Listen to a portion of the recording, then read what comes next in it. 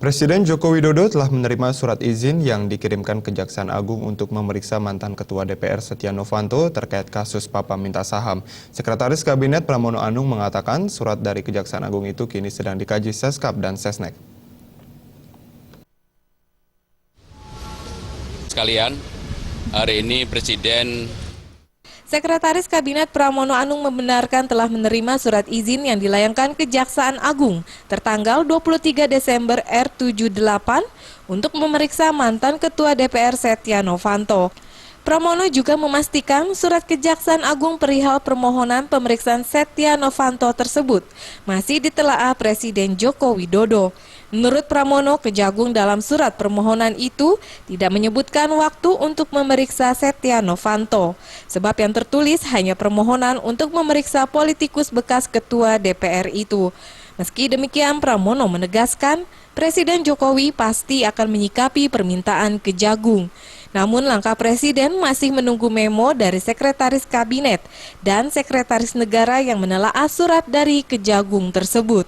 suratnya memang sudah diterima, surat tertanggal 23 Januari R78, suratnya sedang ditelaah oleh Seskap dan Sesnek. Di dalamnya ada pencantuman kapan akan diperiksa?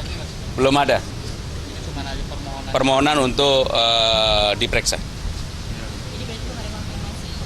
Belum, karena Presiden tentunya untuk mengambil langkah harus ada, biasanya itu ada memo dari Seskap maupun dari Sesnek. Seperti diketahui, Kejagung tengah mengusut dugaan pemufakatan jahat dalam pertemuan antara Setia Novanto, pengusaha Riza Khalid, dan Direktur Utama PT Freeport Indonesia Ma'ruf Syamsuddin.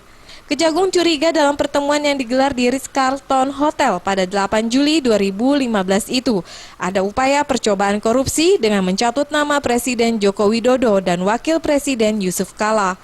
Kejagung sudah memeriksa Ma'ruf, sedangkan pengusaha Riza Khalid belum bisa diperiksa karena sudah terlanjur kabur ke luar negeri.